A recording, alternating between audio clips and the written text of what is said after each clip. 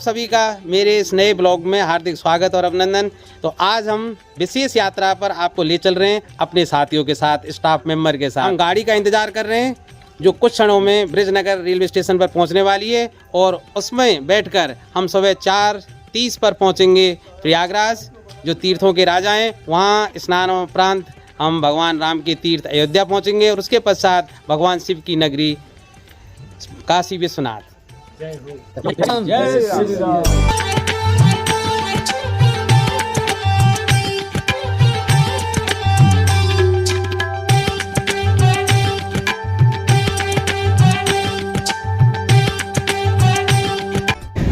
तो गाड़ी हमारी प्लेटफॉर्म पर आ चुकी है। तो चलिए, हमारा जो AC में P1 है डिब्बा, उसको तलाशते हैं और स्थान लैंड करने के बाद ब्रिजनगर रेलवे स्टेशन पर हम अपने अपने डिब्बे में सवार हो चुके हैं। और क्योंकि अभी सोने का समय नहीं है, इसलिए सभी साथी जो यात्रा पर जा रहे हैं वो एक ही कंपार्टमेंट में बैठे हुए हैं। और हमारे जो खान पान मैनेजर हैं सैनी जी सलाद बना रहे हैं। और देखिए, खान पान की संपूर्ण व्यवस्था इनके द्वारा की गई है। काजू, किशमिश, हाँ पिस्ता भी है सर, अखरोट भी है। अरे वाह सर। और देखो खीरा तो बर्थ के नीचे भी है। इस यात्रा का शुभारंभ जब से हुआ है तब से खाने पर बहुत ज्यादा जोर दिया जा रहा है। अगर ऐसे ही यात्रा रही तो सारे सहयात्री से कम 10 किलोग्राम तो और बढ़ दोबारा ले सकते हैं। सैनी सर, आप ये बताएं कि अब क्या परोसा जा रहा है आपके द्वारा? ये है देसी घी के आटे के लड्डू। देसी घी के आटे के लड्डू, इसमें सारे ड्राई फ्रूट्स और बेसन। कलर देखिए, विशेषता ये कि इसमें मीठे के रूप में देसी खांड। चलो सर, आप टेस्ट करके बताओ। प्रिंसिपल सर टेस्ट करके बताएंगे कैसा है सर? इसमें बहुत ही अच्छा है, गुणवत्तापूर्ण है।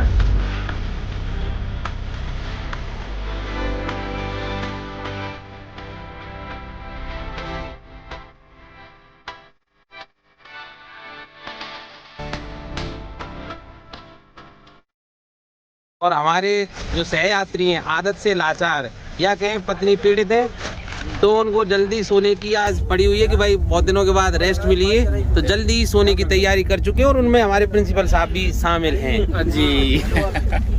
स्थिति ऐसी बन गई है कि मैं अकेला जाग रहा हूँ और ये सोने की तैयारी कर रहे हैं। तो चलिए हम भी विश्राम करते हैं। यात्रा के इस पड़ाव में अब पहुँच चुके हैं हम आगरा कैंट। और आगरा कैंट स्टेशन से गाड़ी अभी चली है। हमारे साथी सपेन जी कोल्ड ड्रिंक लेकर आए और उसको स्वादिष्ट बनाने के लिए, उसका टेस्ट बदलने के लिए हमारे सैनी साहब का कॉपीराइट किया हुआ मसाला इसमें डाला जाएगा। मसाला डालने की तकनीक बिल्कुल अलग है। सबसे पहले मसाले को उस कोक में घोला जाता है, जैसे इन्होंने घोल लिया है। अब ये डालकर बताएंगे, एकदम से उसमें उफान आएगा और इसका जो टेस्ट है वो पूरी तरह से परिवर्तित हो जाएगा। जो ये कड़वी और तीखी लगती है वो पीने में बहुत स्वादिष्ट लगेगी। तो चलिए आप डाल कर बताएं सर।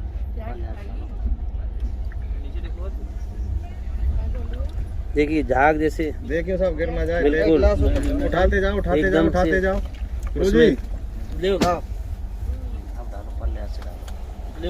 सबसे पहले रामचरण जी भाई जैसे युवा शक्ति को सबसे ज्यादा प्रिय है।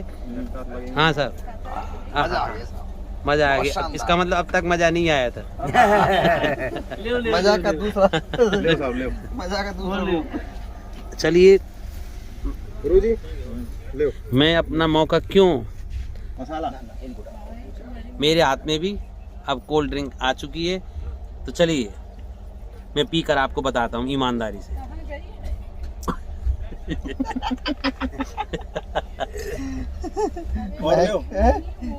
भाई इसमें से इतनी गैस निकल रही है, आंखों तक पहुंच चुकी है। अब इसका स्वाद मैं कब लूं?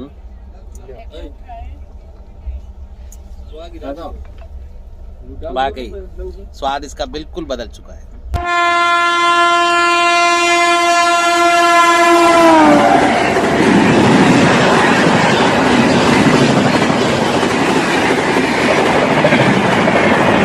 समय हुआ है सुबह के 1:45 और हमारी ट्रेन पहुंच चुकी है कानपुर जंक्शन। और जैसा हम बोल ही रहे थे, इतनी देर में लाइट चली गई। ये हमारी ट्रेन है।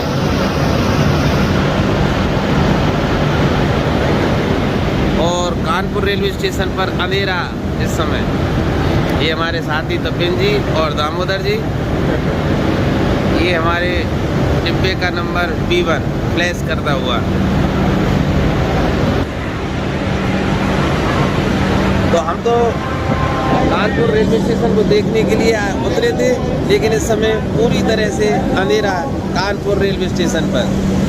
अभी हमारी यात्रा लगभग 3 घंटे की और शेष है, जब हम तीर्थराज प्रयागराज पहुंचेंगे।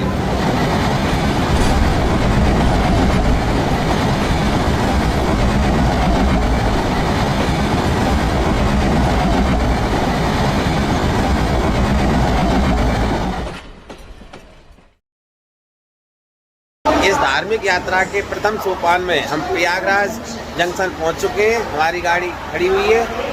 सुबह के बजे 4:45। तो पहले कोई धर्मशाला या अच्छा सा लॉज देखते हैं, वहाँ अपना सामान रखते हैं और फिर जाएंगे हम प्रयागराज में स्नान करने के लिए, अर्थात संगम में डुबकी लगाने के लिए। हर हर महादेव।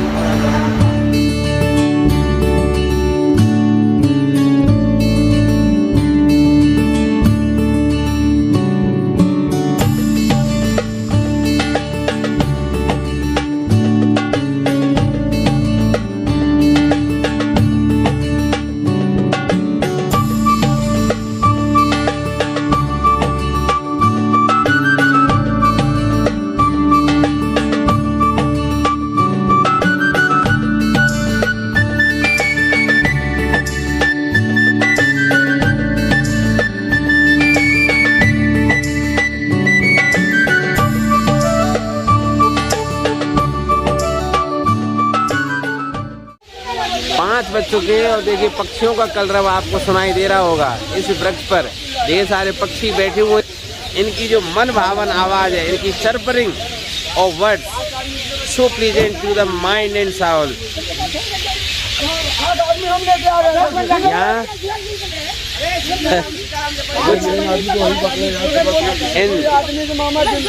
टुक टुक कहे या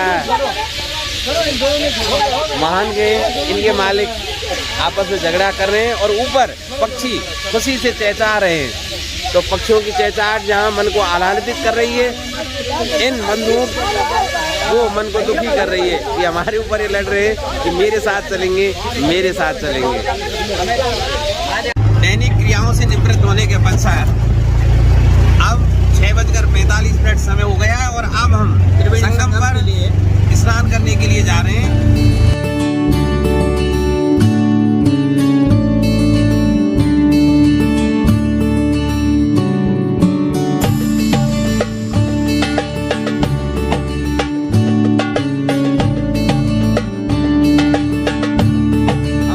संगम पर पहुंच चुके हैं और यहाँ देखिए, यहाँ नज़ारा। अब मैं नैवेद्य में आपको दिखा रहा हूँ किला, और इसकी जो दीवारें हैं काफी भव्य हैं। इसके पीछे की कहानी बता देता हूँ। पहले इसका नाम प्रयाग था, लेकिन बाद में जब 1542 में अकबर यहाँ आए थे तो इसका नाम इलाहाबाद कर दिया था, अर्थात अल्लाह का घर। और उन्होंने यहाँ किले का निर्माण कराया था। बाद में जहांगीर ने इसका नाम बदलकर इलाहाबाद किया था। फिर कई बीजेपी की सरकारें आई, हिंदूवादियों का दबाव बना और इसका नाम परिवर्तित करने का प्रयास किया। कल्याण जी की सरकार उस बाबरी मस्जिद के कारण गिर गई थी, नहीं तो उस समय वो बिल्कुल तैयार थे इसका नाम बदलने के लिए। उसके पश्चात राजनाथ जी भी असफल हो गए थे, लेकिन 2018 में माननीय योगी जी के नेतृत्व में इसका नाम बदलकर पुनः प्रयागराज कर दिया गया था। एक बात जरूर ध्यान रखनी है कि जैसे ही आप संगम के तट पर आते हैं, यहाँ नाव वाले आपको घेर लेंगे और तरह तरह से आपको प्रभावित करने का प्रयास करेंगे। इनकी रेटें भी बहुत ज़्यादा हैं। कोई 300 रुपये प्रति व्यक्ति मांगता है, कोई 500, कोई तो 300, 400, 500, जितना इनका मोह होगा उतना मांगेंगे। और मैं बता देता हूँ आपको कि यहाँ एक मामला बहुत गड़बड़ है कि पंडे आपको बाध्य करेंगे कि भाई हमारी नाव लो, हमारे लोग कर्मकांड कराना है। अनावश्यक रूप से आप पर दबाव डालेंगे, यहाँ से बगल में हटिए। और जिससे इन लोगों की रोजी रोटी चल रही है। सफाई का ध्यान नहीं रखते। अगर आपकी निगाह नीचे नहीं है तो आपका पैर किसी भी गंदगी पर पड़ सकता है। भाई सफाई के मामले में बहुत बुरी स्थिति है। मैं भारतीय संस्कृति और उसकी बुराई नहीं करना चाहता या भारतीय लोगों की बुराई नहीं करना चाहता, लेकिन इस ओर ध्यान देना चाहिए इन लोगों को कि जिनसे इनकी रोटी और रोजी चल रही है, वहाँ अगर आप सफाई नहीं रखेंगे तो सामान्य लोग जो धार्मिक आस्था में इतना विश्वास नहीं रखता है वो यहाँ क्यों आएगा। और भाई पर्यटन के रूप में भी इसको बढ़ा सकते हैं, पर नहीं साहब, ये रखेंगे गंदगी। यह है संगम का विहंगम दृश्य।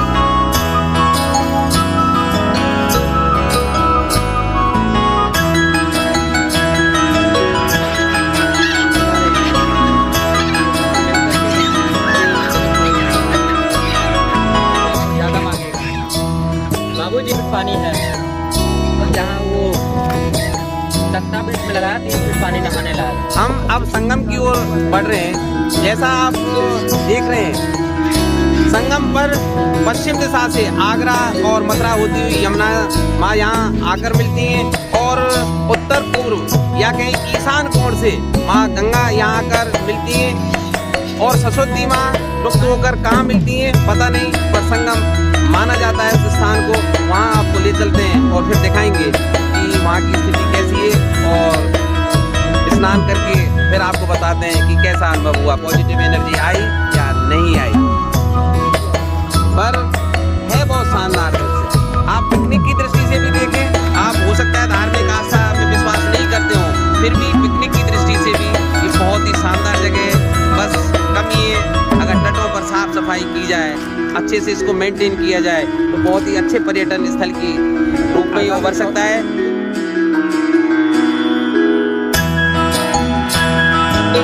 देखिए ये पवित्र धारा गंगा माँ की और इधर को माँ यमुना की, और सरस्वती माँ लुप्त अवस्था में यहाँ मिलती हैं, इसी कारण इसको संगम कहा जाता है।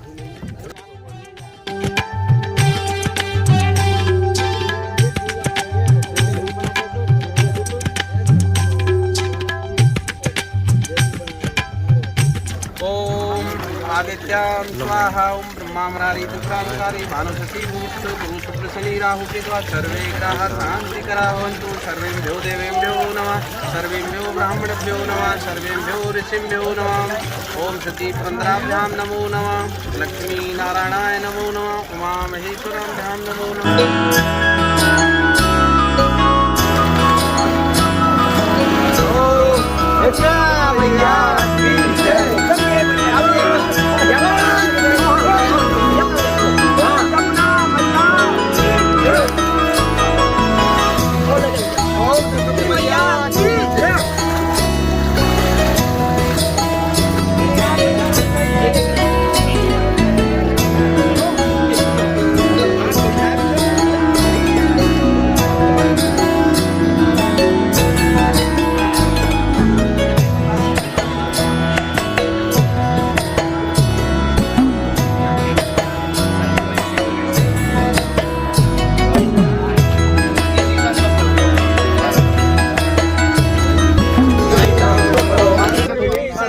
हमारे साथियों ने संगम पर अभी स्नान किया और अब आत्मिक शुद्धि के बाद या तन की शुद्धि के बाद हनुमान चालीसा का पाठ वो कर रहे हैं सम्यक स्वर में।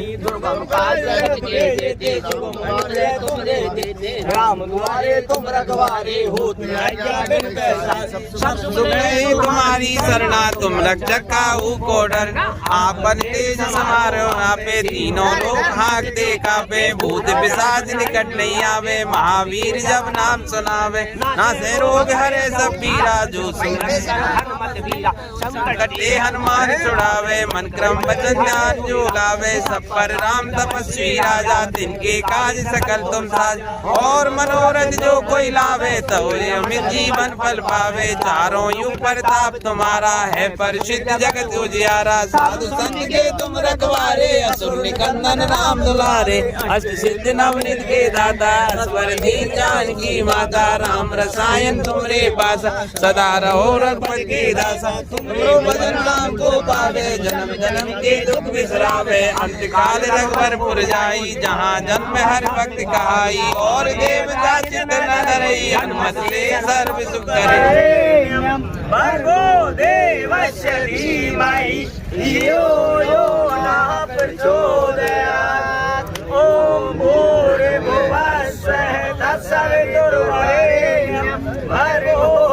स्नानोपरांत और हवन करने के बाद अब हम आपको लिए चलते हैं हनुमान जी के दर्शन कराने के लिए। हनुमान जी यानी चमत्कार का दूसरा नाम। पौराणिक काल से ही बजरंगबली का नाम चमत्कारों से जुड़ा है। चाहे सीने में बैठे राम जानकी के दर्शन करवाना हो या फिर लक्ष्मण जी को जीवित करने के लिए संजीवनी बूटी लाना हो, पौराणिक काल ही नहीं कलयुग में भी हनुमान जी के चमत्कार भरे पड़े हैं। हमारे देश में जगह जगह पर हनुमान जी के प्राचीन चमत्कारिक मंदिर हैं। इन्हीं में से एक है इस संगम के किनारे लेटे हुए हनुमान जी का मंदिर। आप इस वीडियो में देखेंगे कि यहाँ प्रतिमा खड़ी हुई नहीं बल्कि लेटी हुई अवस्था में विराजमान है। ये क्यों है हम इस वीडियो में जानेंगे। संगम स्नान के बाद या यहाँ दर्शन नहीं किए तो स्नान अधूरा माना जाता है। जैसा सभी मंदिरों में प्राय देखा जाता है कि प्रवेश से पहले घंटा बजाया जाता है। तो देखिए यहाँ भी बहुत बड़ा घंटा है और हम भी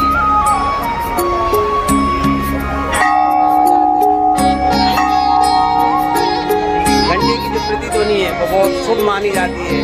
घंटे का नाद अपने आप में अप्रतिम होता है। यह है प्रवेश द्वार।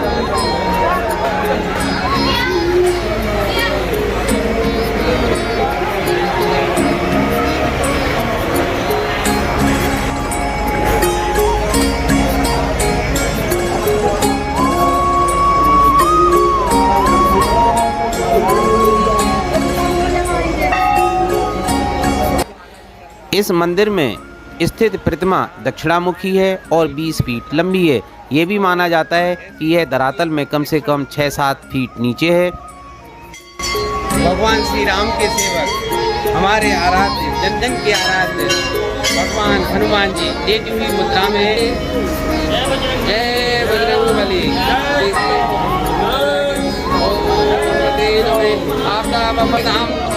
ओम आपदाम भरतारम दातारम सर्वसंकटाम लोकाभिरामं श्रीरामं भयो भयो नमाम्यहम्। ओम हनुमते नमो नमः। चलिए हम आपको हनुमान जी के दर्शन कराते हैं। ओम रामदूताय विद्महे कपिराजाय धीमहि तन्नो हनुमान प्रचोदयात्। ओम अंजनी सुताय विद्महे वायुपुत्राय धीमहि तन्नो मारुति प्रचोदयात्। ओम आंजनेयाय विद्महे महाबलाय धीमहि तन्नो मारुति प्रचोदयात्।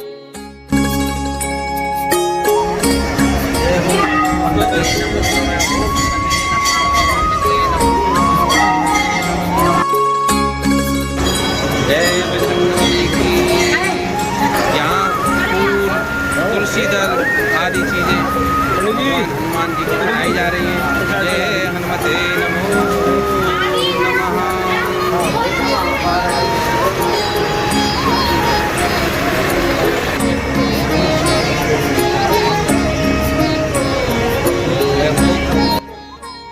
आपने जब इस दिव्य प्रतिमा के दर्शन किए होंगे तो देखा होगा कि इनके बाएं पैर के नीचे कामदा देवी और दाएं पैर के नीचे एहरावण दवा है।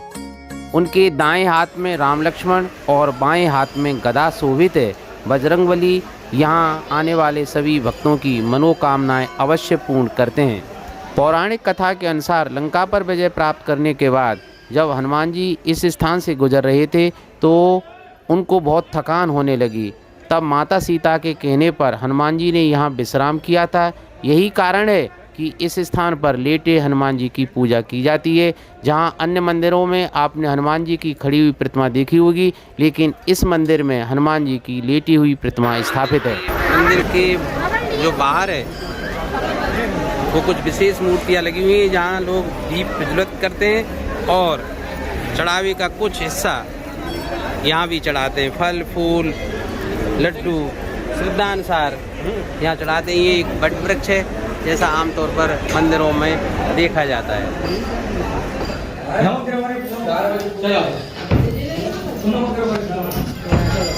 नमः शिवाय ओम नमः शिवाय ओम नमः शिवाय।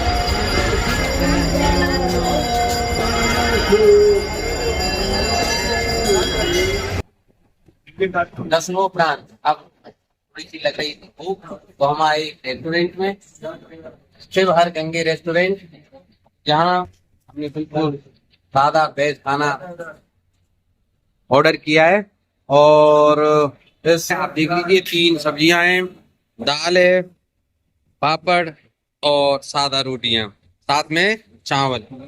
टेस्ट की जो विशेषता है वो सैनी जी बताएंगे। हाँ जी सैनी जी, खाना कैसा है ओवरऑल? आप भी खाने में कैसे हैं? अच्छा है। अच्छा है, आप संतुष्ट हैं? तो जब सैनी जी ने पास कर दिया, जब खाने को सैनी जी ने पास कर दिया तो स्वादिष्ट है। हाँ तो आनंद जी मेरे समीप हैं, वो तो हमेशा संतुष्ट रहते हैं। संतोषी तथा का भाव हमेशा उनके साथ रहता है। लेकर आए अमर शहीद चंद्रशेखर आजाद पार्क। अब आप यूँ ना कहें कि इनके चेहरे का रंग या जीभ का रंग कैसे बदल गया। तो यहाँ के पान प्रसिद्ध थे, हमारे साथी नहीं माने, हमको भी जबरदस्ती पान खिला दिया और हमारी भाषा का लहजा भी कानपुरी बना दिया भाई।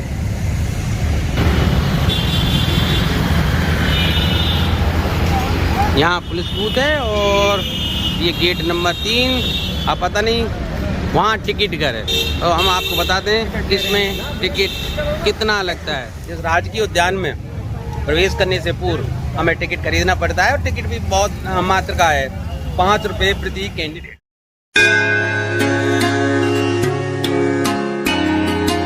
जैसे ही इस पार्क में हम प्रवेश करते हैं बहुत ही सुंदर नज़ारा देखने को मिलता है।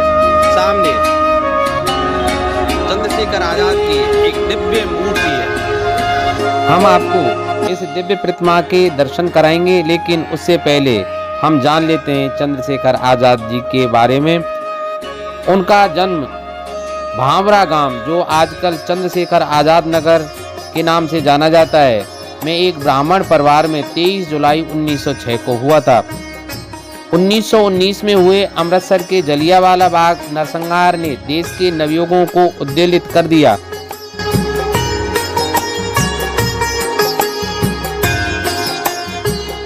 आप सब जानते हैं भारतीय आज़ादी में चंद्रशेखर आज़ाद का कितना महत्व है। अपने जीवन को उत्सर्ग कर दिया था, लेकिन अंग्रेज़ों को अपने हाथ लगाने नहीं दिया था। एक संस्मरण भी आता है कि ये खजाने के मालिक थे, लेकिन इनके जो माँ बाप हैं और घर वाले वो बहुत गरीबी की हालत में थे।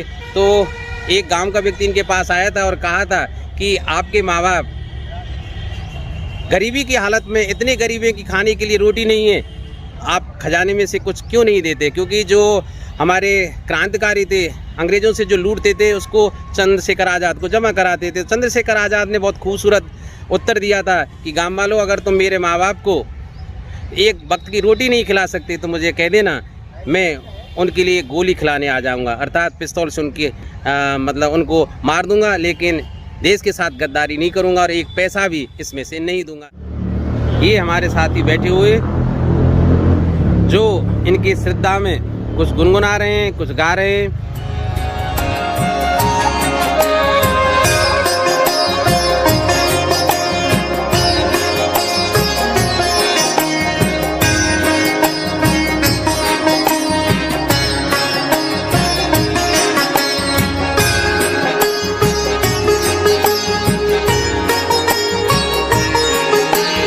चंद्रशेखर आजाद जी विदेशी सत्ता के साथ संघर्ष करते हुए स्वयं की अपनी गोली से आहत होकर के इन्होंने 27 फरवरी 1931 को इसी स्थान पर अपने आप को मातृभूमि के लिए बलिदान कर दिया था।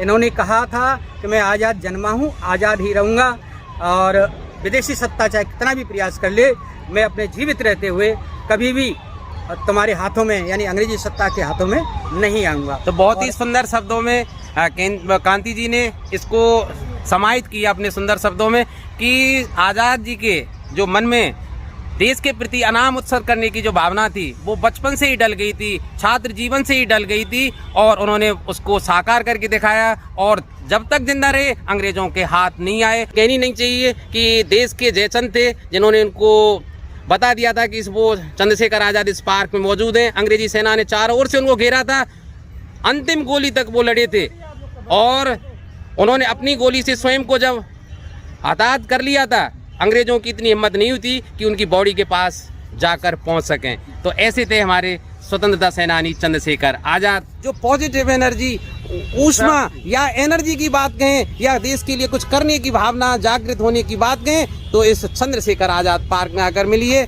धन्य माँ जिन्होंने चंद्रशेखर आज़ाद जैसी विभूति को जन्म दिया था। अब पहुंच गए हैं इलाहाबाद म्यूजियम। शायद यहाँ नाम परिवर्तित नहीं किया गया है और कोई पुराना इलाहाबाद म्यूजियम रखा हुआ है। इस म्यूजियम की देखने की भी फीस है और वो है children from 9 to 18 years 20 rupees और फॉरेन अगर कोई है उसके लिए 200। एडल्ट है तो फॉर एवरी इंडियन 50 रुपीज़ पर पर्सन एंड फॉरेनर 500 रुपीज़ पर पर्सन और दिव्यांग के लिए यहाँ एंट्री मुफ्त है। अब हम इलाहाबाद या कहें प्रयागराज संग्रहालय में प्रवेश कर चुके हैं और अब हम आपको दिखाएंगे यहाँ क्या क्या है जो दर्शनीय है। तो सबसे पहले हम आपको दिखाते हैं तोप। जो प्राचीन तोप थी वो इस तरह की थी भाई।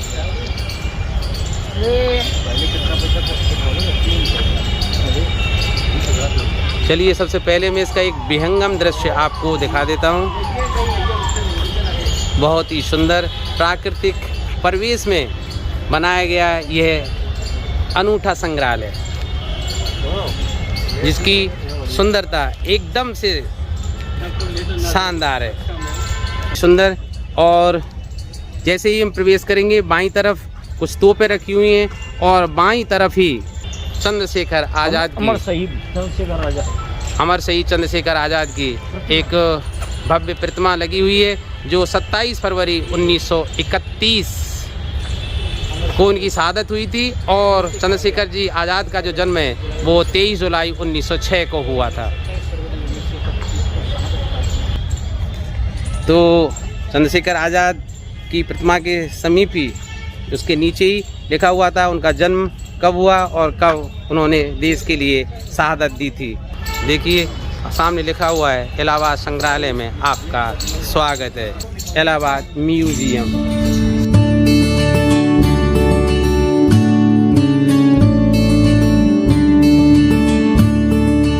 संग्रहालय में वीडियोग्राफी बनाई थी और बोलना भी बनाई थी, इसलिए मैं बाद में इसको रिकॉर्ड करके आपको वॉइस ओवर दे रहा हूँ। वर्तमान संग्रहालय की जो आधारशिला है वो 14 दिसंबर 1947 को पंडित जवाहरलाल नेहरू द्वारा रखी गई थी। इस संग्रहालय में 16 पीठिकाएं हैं जिसमें विविध प्रकार के संग्रह हैं, जैसे मूर्ति शिल्प, मृण मूर्ति, लघु चित्रकला, आधुनिक चित्रकला, पुरातत्व वस्तु, मुद्राएं, अस्त्र और शस्त्र, वस्त्र, पांडुलिपि तथा फरमान आदि उल्लेखनीय है।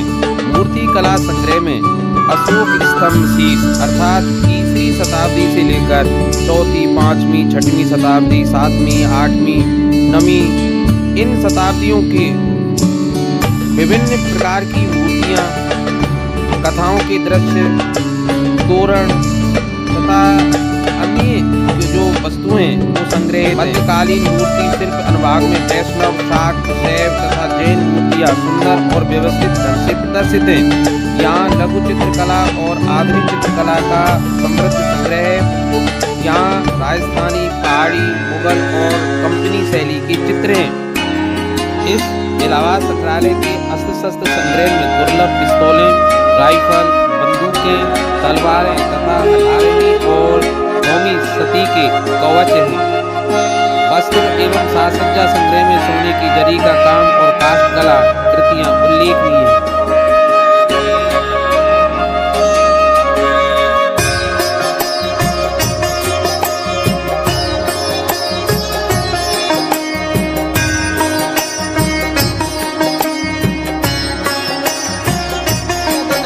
बहुत ही एक अनोखा दिन और बहुत ही महत्वपूर्ण दिन साबित हुआ है। हम कल शाम को 6:50 पर ब्रिजनगर से चले थे और सुबह 4:45 पर प्रयागराज में बोर्ड हुए थे। सीधे हमने एक धर्मशाला ली, वहाँ दैनिक कार्यों से निवृत्त होने के पश्चात हम सीधे संगम गए, जहाँ हमने माँ गंगा, यमुना और सरस्वती के संगम पर पवित्र स्नान किया, वहाँ पूजा अर्चना की और उसके पश्चात हमने हनुमान जी के दिव्य दर्शन किए जो लेटी हुई प्रतिमा थी सर। और उसके पश्चात जीवन में कुछ करना है तो मन के मारे मत बैठो, आगे आगे बढ़ना है तो हिम्मत हारे मत बैठो, चलने वाला मंजिल पा बैठा पीछे रहता है, ठहरा पानी सड़ने लगता बहता निर्मल होता है।